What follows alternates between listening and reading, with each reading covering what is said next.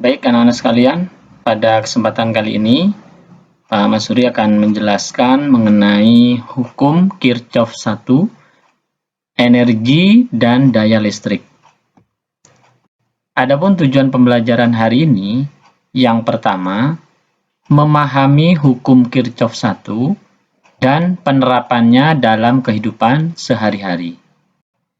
Yang kedua, memahami energi listrik dan penggunaannya dalam kehidupan sehari-hari.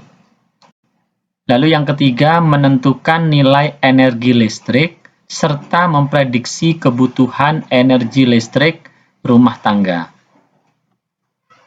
Dan yang keempat adalah menentukan nilai daya listrik. Kita mengenal dulu yang pertama mengenai hukum Kirchhoff 1. Hukum Kirchhoff adalah dua persamaan yang berhubungan dengan arus dan beda potensial. Umumnya dikenal dengan tegangan listrik. Jadi beda potensial itu lebih dikenal dengan tegangan listrik dalam rangkaian listrik. Nah, hukum ini pertama kali diperkenalkan oleh seorang ahli fisika Jerman yang bernama Gustav Robert Kirchhoff pada tahun 1845. Nah, ini adalah orangnya atau Robert Kirchhoff. Nah, bagaimana bunyi hukum Kirchhoff 1 itu dalam pembelajaran tentang listrik dinamis, khususnya di dalam rangkaian listrik? Hukum Kirchhoff 1 berbunyi, jumlah arus listrik yang masuk melalui titik percabangan dalam suatu rangkaian listrik sama dengan jumlah arus yang keluar melalui titik percabangan tersebut. Nah, coba anak-anak perhatikan gambar seperti ini ya, berikut ini. Jadi misalnya ada I1. I1 ini adalah arus listrik yang masuk. Kemudian di situ ada percabangan. Kemudian ada I2 atau arus listrik kedua dan I3 arus listrik ketiga. Nah, dengan mengikuti bunyi hukum Kirchhoff, maka bisa diberikan kesimpulan jumlah I di sini adalah arus listrik yang masuk sama dengan jumlah I yang keluar. Atau dengan kata lain, jumlah arus listrik yang masuk itu sama dengan jumlah arus listrik yang keluar. Jadi dapat ditulis dengan persamaan seperti ini, I total atau arus listrik total itu sama dengan I1 tambah I2 ditambah I3 ditambah IN. N itu maksudnya sampai arus keberapa arusnya yang ada. Nah, jadi dengan demikian bahwa jumlah I total itu harus sama dengan penjumlahan dari I1, I2, I3 sampai IN. Nah, jadi kembali ke rumusnya yaitu jumlah arus listrik yang masuk itu sama dengan jumlah arus listrik yang keluar. Kalau misalnya arus listrik yang masuk itu adalah 10 ampere, maka yang keluar pun juga harus 10 ampere. Apakah itu misalnya di I2 itu 5, di I3 itu 5. Nah, 5 tambah 5 kan 10, berarti sama. Kalau tidak sama, nah berarti ada yang salah. Nah, contoh soalnya seperti ini. Gambar di samping. Ya, perhatikan gambar di samping. Pada titik P dari sebuah rangkaian listrik ada 4 cabang. 2 cabang masuk dan 2 cabang keluar. Jika diketahui besarnya I1 6 ampere, I2 3 ampere, dan I3 7 ampere, berapa atau tentukan berapa besar nilai dari I4. Nah, anak-anak harus melihat gambar tanda panah itu menunjukkan, itu ada maknanya. Misalnya tanda panah yang biru, itu berarti I yang masuk, atau arus listrik yang masuk. Berarti I1 ditambah I2 itu adalah yang masuk, arus yang masuk. Sedangkan yang tanda merah, tanda panah merah, I3 dan I4 itu adalah yang keluar. Berarti ya penyelesaiannya adalah diketahui I1 itu 6 ampere, I2 3 ampere, I3 7 ampere, maka ditanya I4-nya berapa? Nah, ini sekali lagi I1 dan I2 itu adalah yang dilingkari hijau, itu adalah I yang masuk, sedangkan yang dilingkari dengan warna biru itu adalah I yang keluar. Maka penyelesaiannya adalah berdasarkan hukum Kirchhoff 1, jumlah I yang masuk sama dengan jumlah I yang keluar. Berarti I yang masuk itu adalah I1 ditambah I2 sama dengan I yang keluar, yaitu adalah I3 dan I4. Lalu dimasukkan nilainya masing-masing 6 ditambah 3 sama dengan 7 ditambah I4. Nah, 6 tambah 3 sama dengan 9. Kemudian 7 ditambah I4. Ini bukan 14 ya, tetapi I4. Nah, ini angka 4-nya harusnya turun.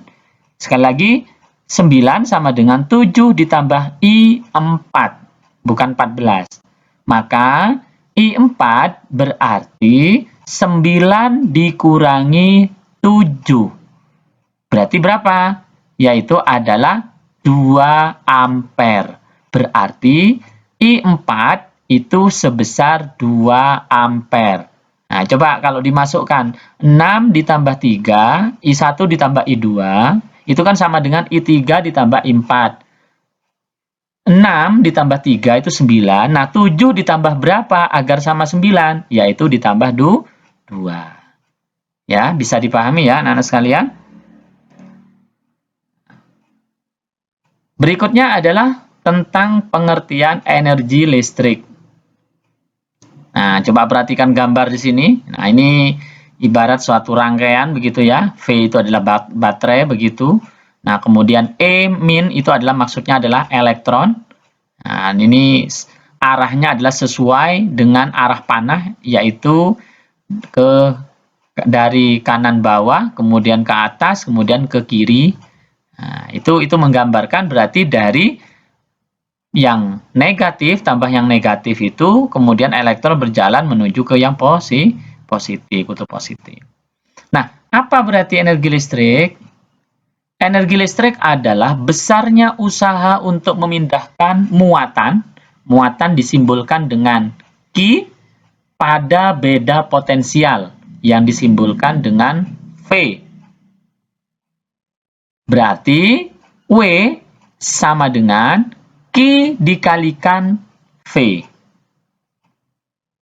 Karena Q itu adalah muatan, ya. Muatan listrik itu sama dengan arus listrik yang mengalir dikalikan waktu.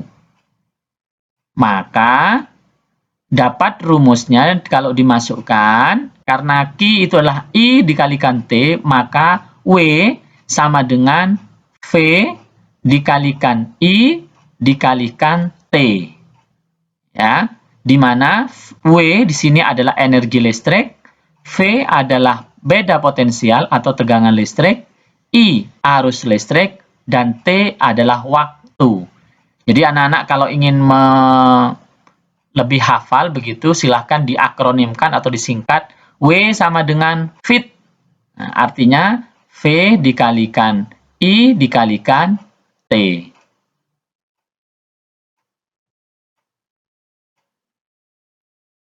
Dengan menggunakan hukum Ohm, ya, yang sebelumnya sudah menjadi pembahasan pada pertemuan sebelumnya, di mana pada hukum Ohm itu V, ya, beda potensial atau tegangan listrik itu sama dengan arus listrik dikalikan hambatan, ya, dikalikan hambatan atau R, maka bisa disingkat dengan VIR atau V I sama dengan I kali R. Maka persamaan energi listrik juga dapat ditulis W sama dengan I kuadrat dikalikan R dikalikan T. Ya. Atau boleh kalian itu menuliskan I dikalikan R dikalikan I dikalikan T. Nah, berarti karena I-nya ada 2, maka bisa ditulis I pangkat 2 R kali T. Nah, atau kalau Pak Masuri itu biasanya agar memahami itu bisa disingkat dengan W sama dengan irit. Ya, I dikalikan R dikalikan I dikalikan T. Ya, loh kenapa kok bisa seperti itu, Pak? Karena ya mengingat pada sebelumnya itu ya dengan hukum Ohm ya. Nah, dengan hukum Ohm di mana hukum Ohm itu V kali V sama dengan I dikalikan R. Nah, karena di sini ya W sama dengan V kali I kali T dan V menurut hukum Ohm itu adalah I dikalikan R, maka dari sini bisa didapatkan rumusnya seperti ini. I dikalikan R dikalikan I dikalikan T. Atau Pak Masuri tadi sebut dengan irit. Nah, tapi kalau kalian ingin memahaminya, biasa dengan I pangkat 2 dikalikan R dikalikan T. Bisa juga W sama dengan V, ya, V kuadrat dibagi R dikalikan T. Nah, kok bisa, Pak? Karena I sama dengan V per R. Ya, maka di situ bisa dikatakan ini sesuai dengan rumus hukum Ohm ya. Kalau mencari E kan V per R. Ya, maka bisa ditulis dengan W sama dengan V pangkat 2 ya per R dikalikan T. Nah, itu bisa juga. Nah, anak-anak sekalian, terkait dengan energi listrik, kita harus memahami bahwa ada perubahan bentuk energi listrik. Nah, yang pertama, energi listrik berubah menjadi energi kalor atau kita kenal dengan istilah energi panas. Sebagai contoh adalah solder. Nah, anak-anak biasanya kan yang tahu solder itu kan yang dibutuhkan adalah panasnya. Misalnya untuk melubangi plastik ya dan lain sebagainya. Bisa juga magic jar atau penanak nasi.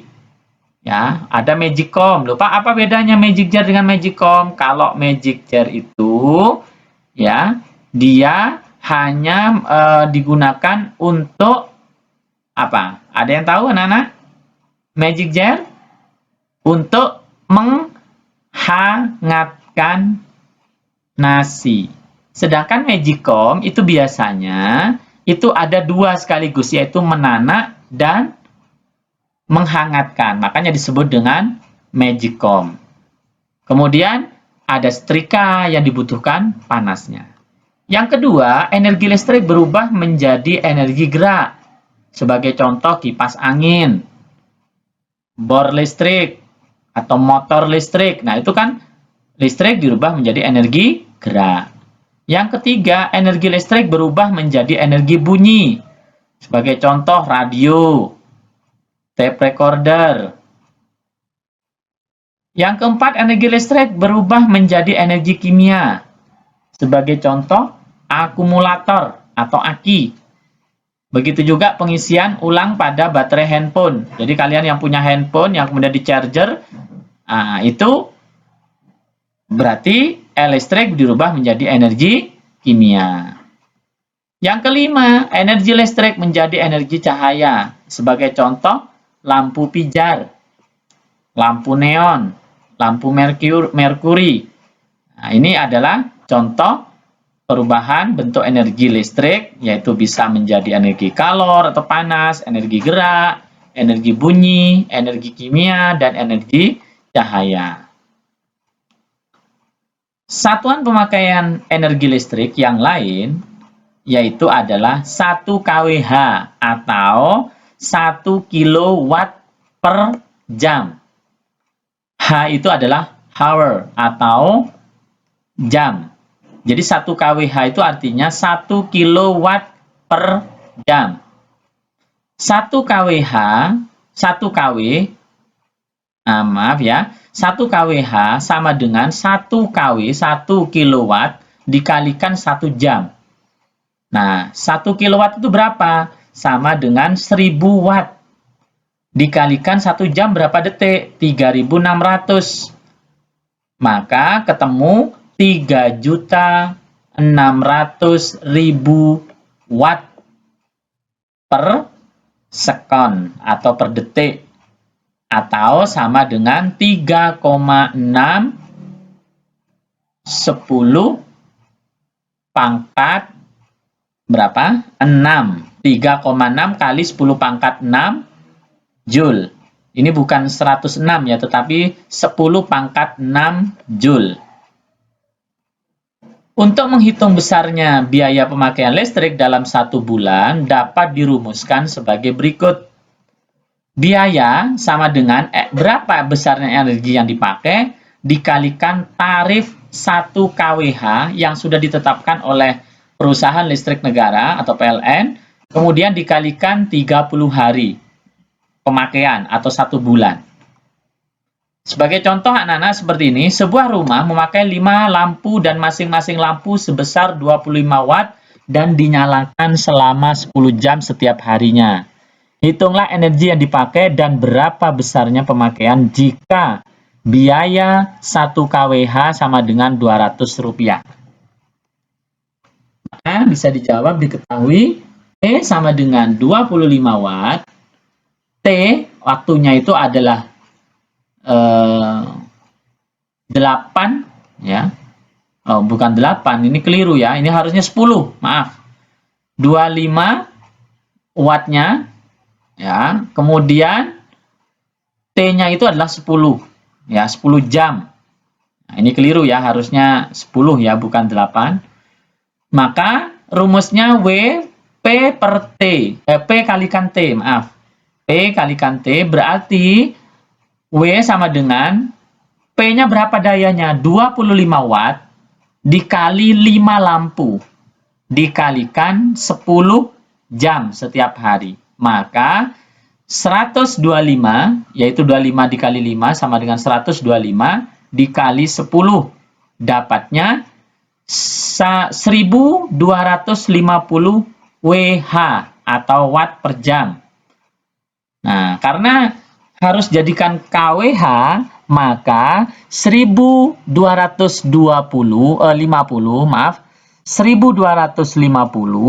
itu dibagi 1000, maka dapatnya yaitu 1,25 kWh. Nah, jika 1 bulan itu 30 hari, maka besarnya energi sama dengan 30 hari dikalikan 1,25, ya itu maksudnya setiap harinya, maka sama dengan 37,5 kWh. Jadi untuk lampu sebesar 25 watt sebanyak 5 lampu itu per bulannya itu dia memakai energi 37,5 kWh. Nah, berapa biayanya yang harus dikeluarkan?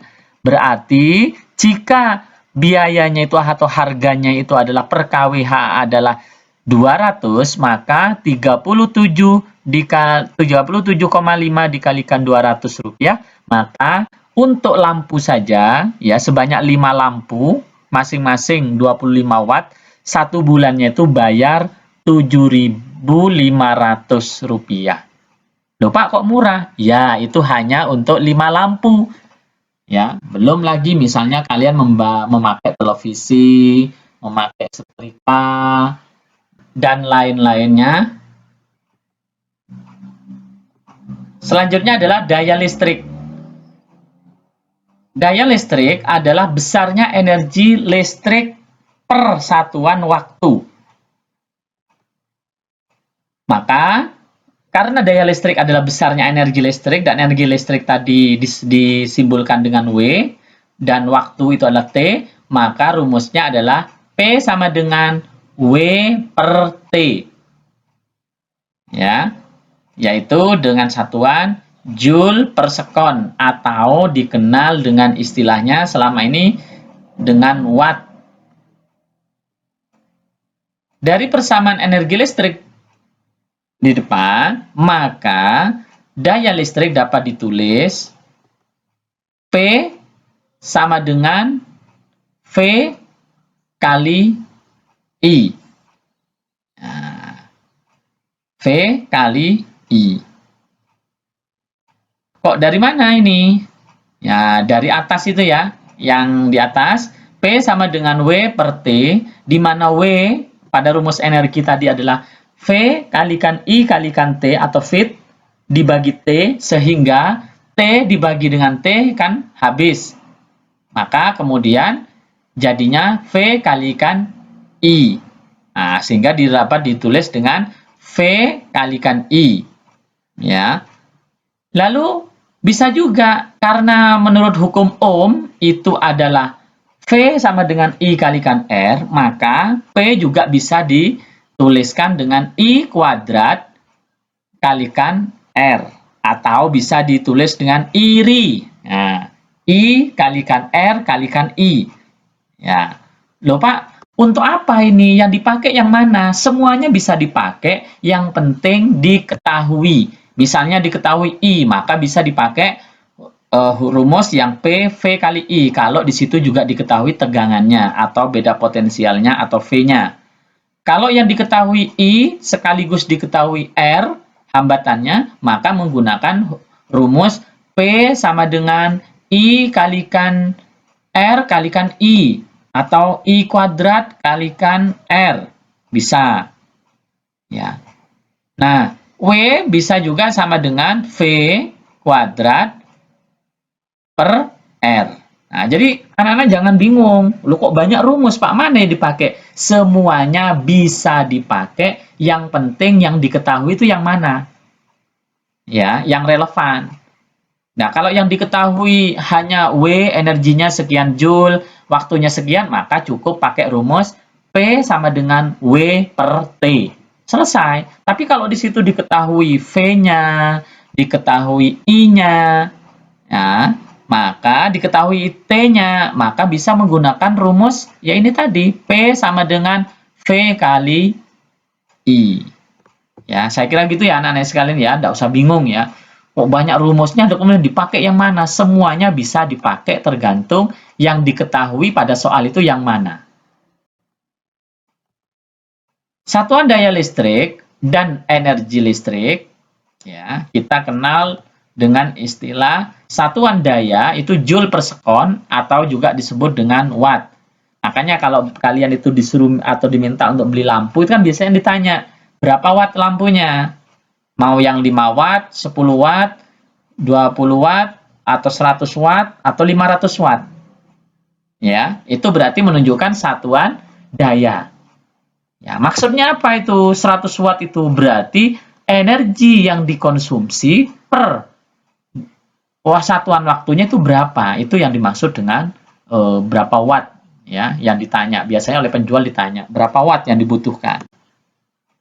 Satuan energi juga dapat dinyatakan dalam watt, yaitu watt per jam atau disingkat dengan WH. Ya, makanya tadi ada istilahnya kWh, 1 kilowatt per jam.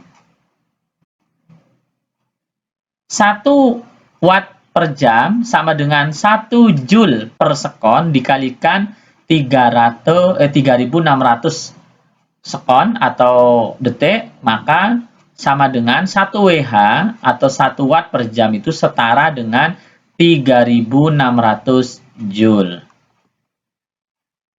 1 kWh itu sama dengan 1000 watt per jam. Berarti sama dengan berapa?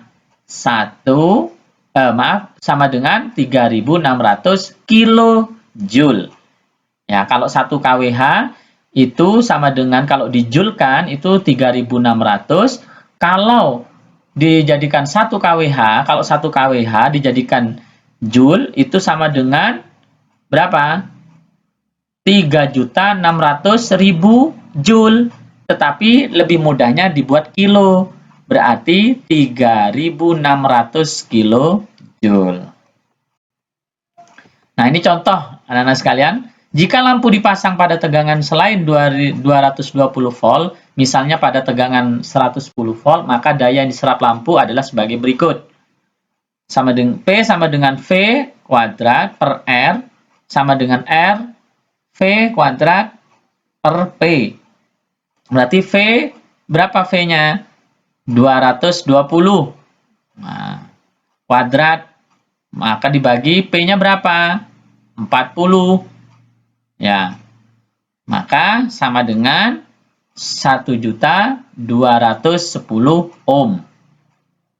Nah, kalau R-nya, R itu kan hambatan. Ya, dicari R-nya dulu. Maka P, V kuadrat per R berarti bisa juga 110 kuadrat per 1 juta, per 1.210 sama dengan 10 watt. Ya. Jadi, fungsi lampu tidak maksimal pada tegangan lampu yang lebih rendah daripada yang tertera pada lampu. Ya. Itu ya anak sekalian ya. Nah, begitu juga dengan contoh berikut. Sebuah televisi LCD atau layar data memerlukan tegangan 220 volt dan arus listrik sebesar 1,2 ampere untuk mengaktifkannya. Berapakah daya listrik yang dikonsumsi oleh televisi LCD tadi? Maka bisa dikerjakan.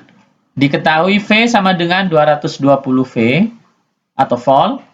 I sama dengan 1,2 ampere. Lalu ditanya P-nya berapa? Nah, ini berarti memakai rumus P sama dengan V kali I. Ya, P, V kali I.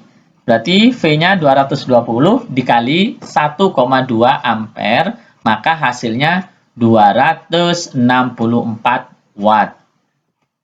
Jadi, televisi LCD tersebut akan mengkonsumsi daya listrik sebesar 264 watt.